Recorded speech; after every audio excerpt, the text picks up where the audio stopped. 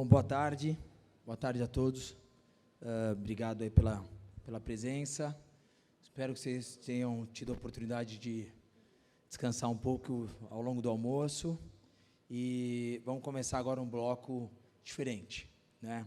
Começamos o GeoDay falando um pouco de inovação. Começamos o evento trazendo a visão de especialistas sobre o contexto atual de transição energética no Brasil, o contexto de combustíveis avançados, como o país se coloca em termos de oportunidade, e a gente consegue enxergar, por meio dessas discussões, como a gente tem muitas oportunidades de produção de energia pelo biogás, produção de biometano e de outros combustíveis avançados.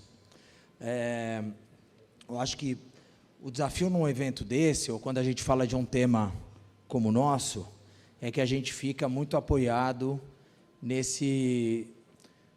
inspiração, nesse movimento de construir algo novo, algo diferente. E isso nos distancia, às vezes, da realidade. E a gente tem um mercado muito real de produção de biogás, que gera energia elétrica, e da produção de biometano como combustível verde. A indústria do agro está combinada com a indústria de energia, com esse intuito.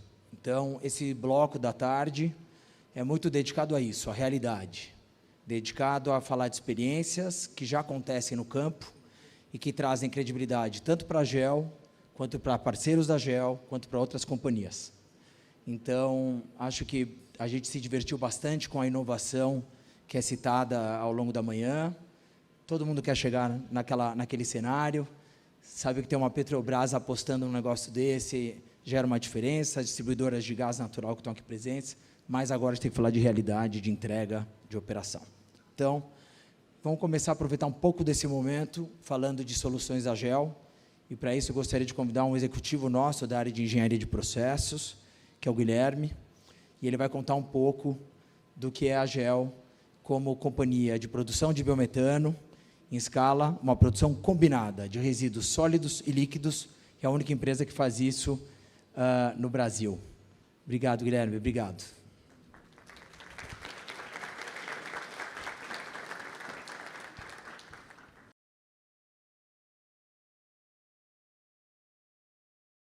Bom, boa tarde, espero que todo mundo esteja alimentado aí.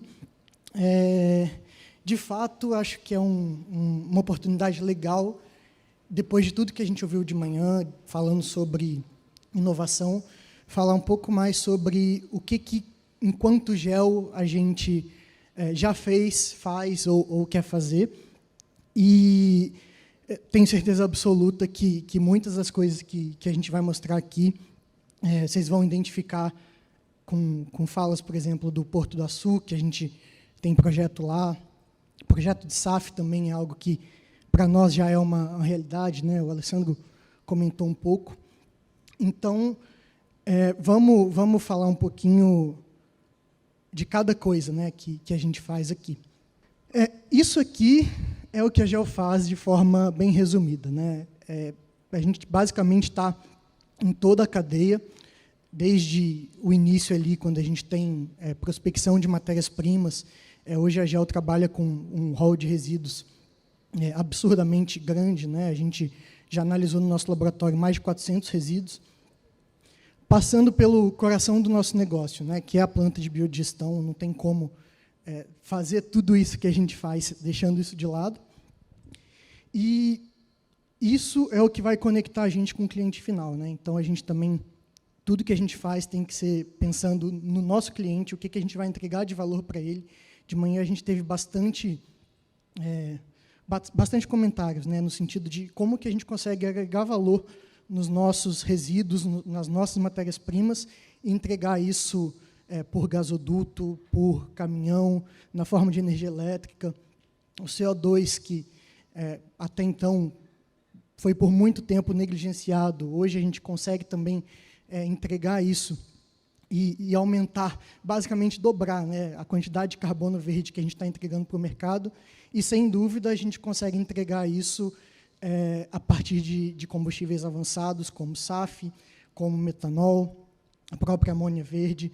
Tudo isso, então, é algo que para nós já é uma realidade, né? Até pouco tempo atrás nem se falava, e hoje a gente tem plena convicção que a gente consegue fazer dentro da GEL, né?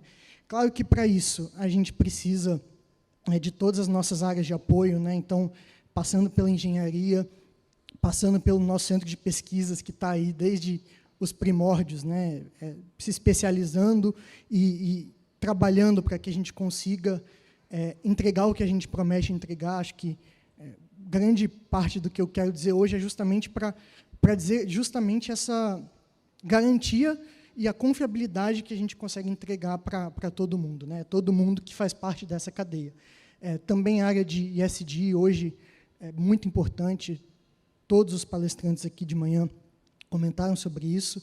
A área do GeoConnect também, que é o que tem garantido no dia a dia das nossas operações essa eficiência.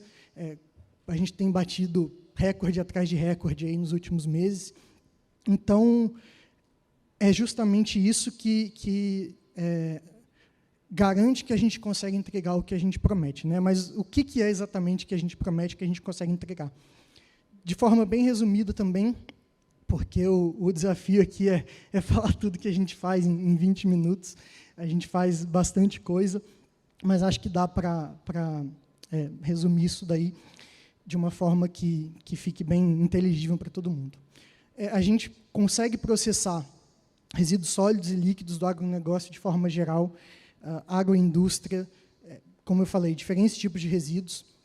Para isso, a gente tem soluções especializadas, os biodigestores verticais, que são para matérias-primas mais sólidas, e os biodigestores horizontais para matérias líquidas mais líquidas, como é o caso da vinhaça, por exemplo, entre outros.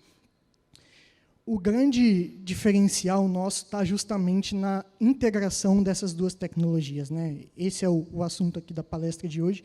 E o que eu posso tentar mostrar e passar para vocês é que a gente consegue fazer isso a partir da maximização dos nossos resultados, a partir do momento que a gente tem o digestato da biodigestão vertical, a gente passa isso por um sistema de separação, de onde a gente obtém o nosso adubo sólido, e a gente tem uma carga de bactérias, uma carga de micro-organismos adaptados para a biodigestão altíssima ali ainda, como outro subproduto, né? Então, por que não usar isso e integrar na nossa outra tecnologia que é para líquidos, a fim de reduzir custos, reduzir, basicamente, todo o seu processo ele é maximizado, né? Você consegue aumentar a produção e diminuir custos ao mesmo tempo, né? Então, você, nesse caso, alcança uma eficiência muito maior. Além também de a gente conseguir o fertilizante na forma líquida a partir da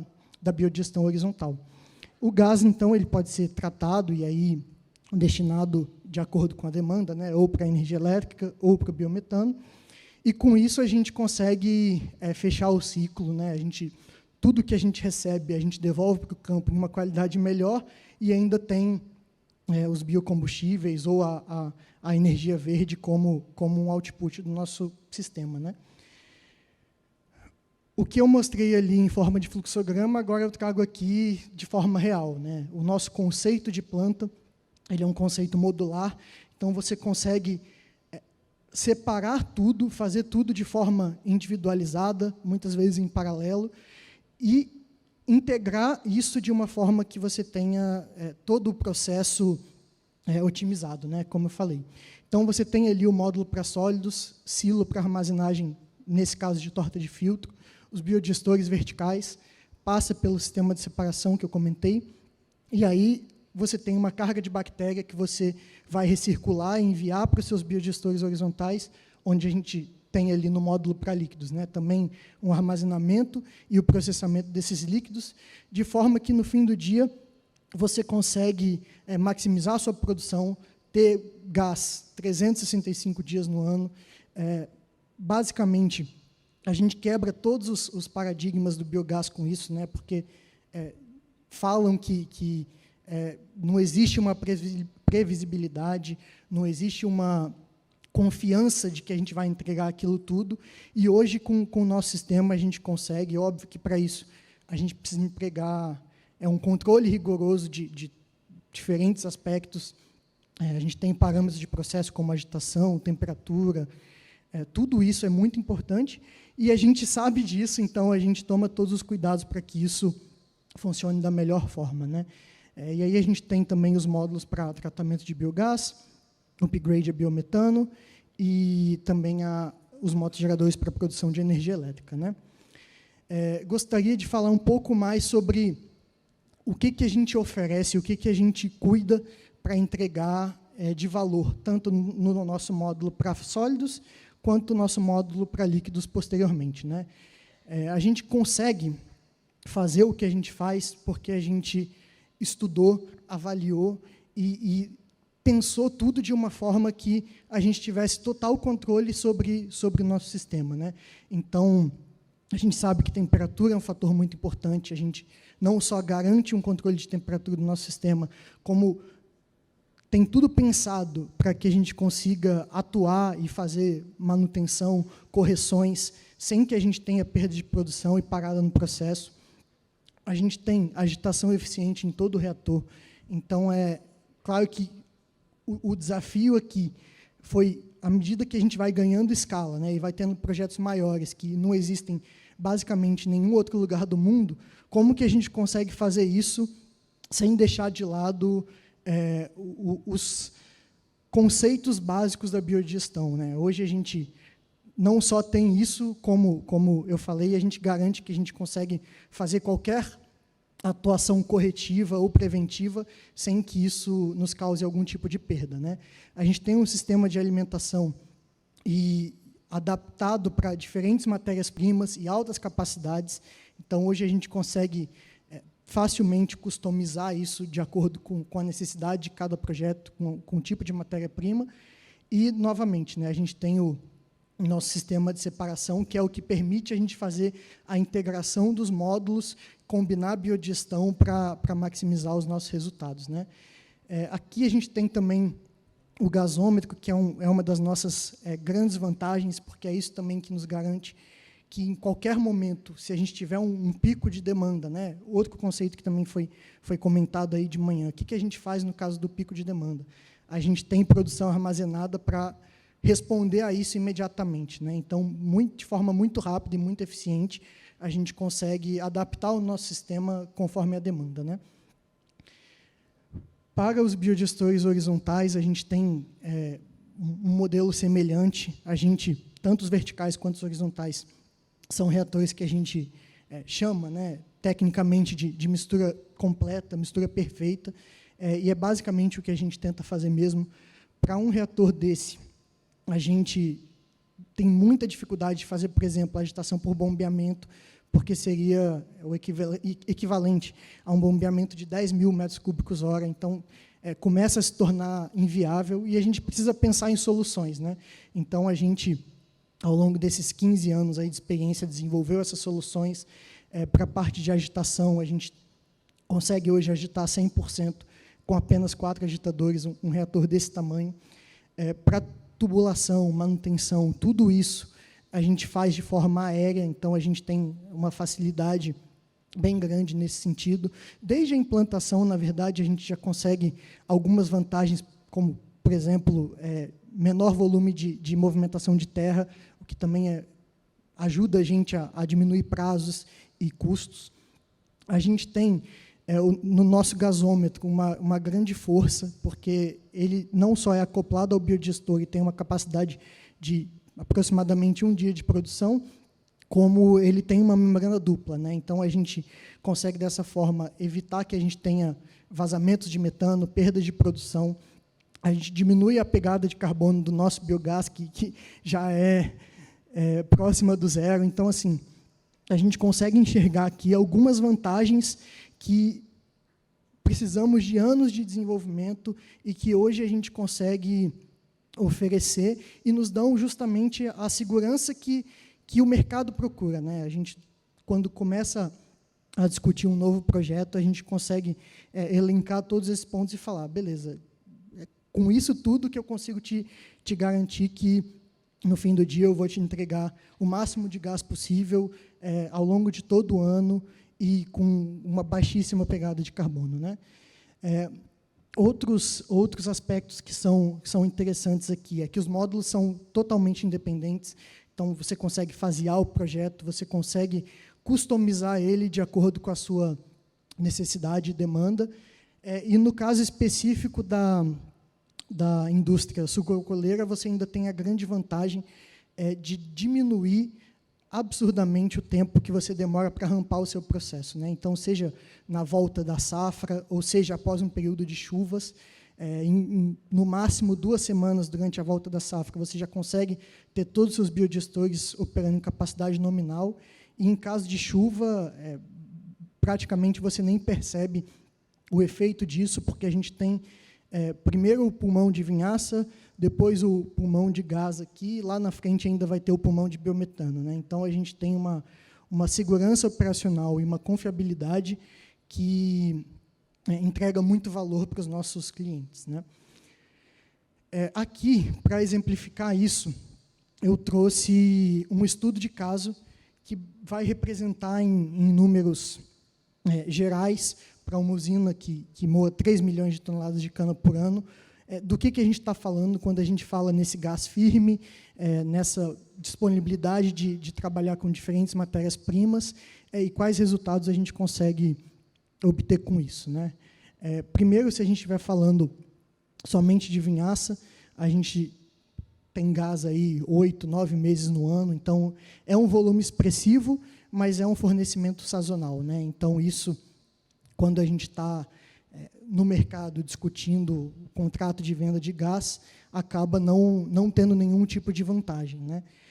Quando a gente incorpora a torta de filtro ao negócio, ele já começa a se tornar um pouco mais interessante.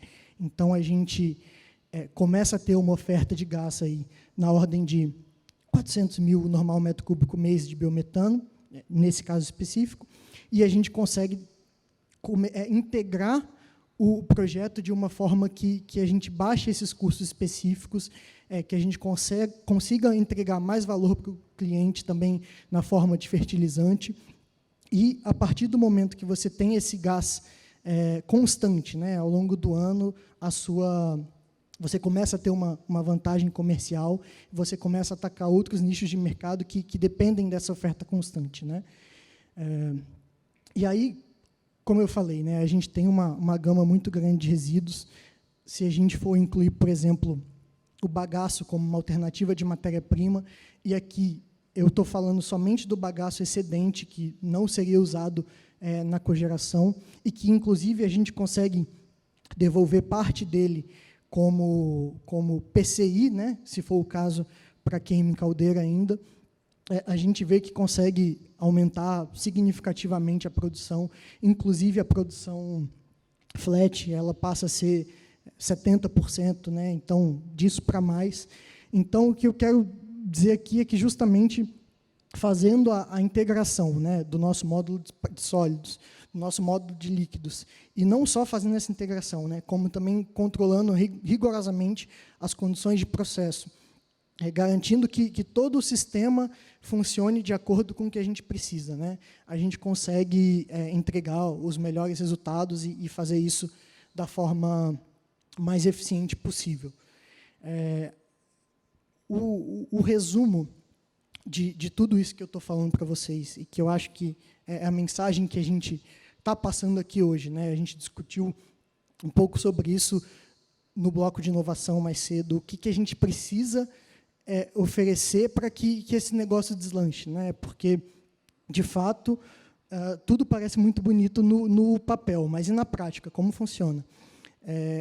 A gente, felizmente, hoje pode falar que na prática, a gente consegue fazer isso funcionar da forma que a gente precisa, com alto controle de processo, alta eficiência operacional, um controle rigoroso de todas as condições operacionais, inclusive a nível de manutenção, e empregando um alto nível de tecnologia, né? Não tem como a gente escapar disso se a gente quiser fazer a coisa da forma mais eficiente possível, e, sem dúvida, dentro da GEL é o que a gente procura fazer, né? Hoje a gente tem 3 projetos operacionais, a gente tem 4 em construção, desculpa. e a gente já tem mais alguns aí engatilhados para que a gente consiga ir, aos poucos, expandindo a nossa atuação, né? A gente começou aqui no norte do Paraná, depois foi para São Paulo, agora a gente já está mirando mais longe, aí, Mato Grosso, Bahia, enfim. Logo, logo a gente vai estar no país todo, aí, sem dúvida. Óbvio que a gente precisa de investimento para isso, mas eu acho que a gente tem trilhado, tecnologicamente, a gente tem desbravado esse mercado da melhor forma, e eu acho que a nível de investimento também a gente tem conseguido cada vez mais oportunidades, e aí, à medida que a gente vai juntando uma coisa com a outra, a gente consegue os melhores resultados, e acho que a ideia é justamente essa, né? A gente juntar tudo e fazer tudo que dá para fazer, a gente tem que fazer. Então, a ideia da biodigestão combinada, ela vem justamente para que a gente consiga trabalhar de uma forma, fornecer um gás firme, 365 dias no ano, e explorar todas as oportunidades que a gente tem no Brasil, que a gente sabe que são muitas, né? Então, agradeço aí a oportunidade de falar um pouco para vocês e fico aberto para dúvidas.